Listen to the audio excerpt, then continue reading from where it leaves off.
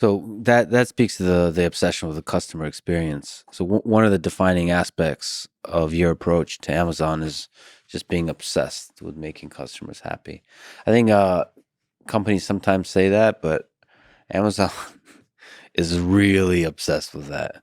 I think there's something really profound to that, which is seeing the world through the eyes of the customer, like the customer experience, the human Truly. being that's using the product, that's enjoying the product. They're like what they're like the subtle little things that make up their experience. Like how do you optimize those? This is another really good and kind of deep question because there are big things that are really important to manage. And then there are small things internally to Amazon. We call them paper cuts. So we're always working on the big things. Like if you ask me, and most of the energy goes into the big things as it should. So, and you can identify the big things. And I would encourage anybody, if any, anybody listening to this is an entrepreneur, has a small business, whatever, um, you know, think about the things that are not going to change over 10 years. And those are probably the big things. So like I know in our retail business at Amazon, 10 years from now, customers are still going to want low prices. Mm. I know they're still going to want fast delivery. And I just know they're still going to want big selection. So it's impossible to imagine a scenario where 10 years from now, I say, where a customer says, I love Amazon. I just wish the prices were a little higher. Or I love Amazon. I just wish you delivered a little more slowly.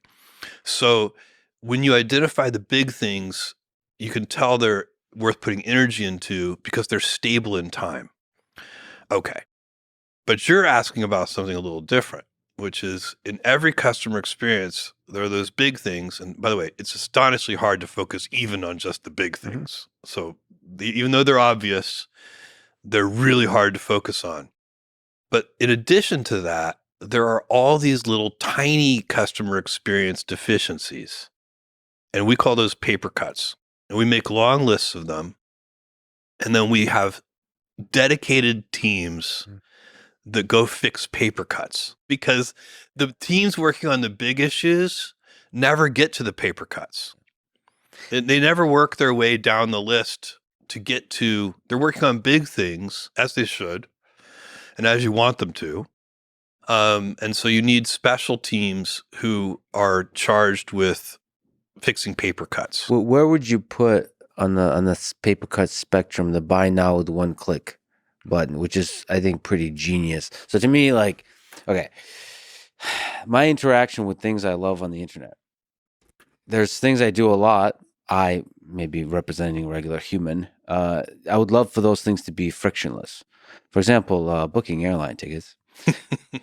Just saying, but it's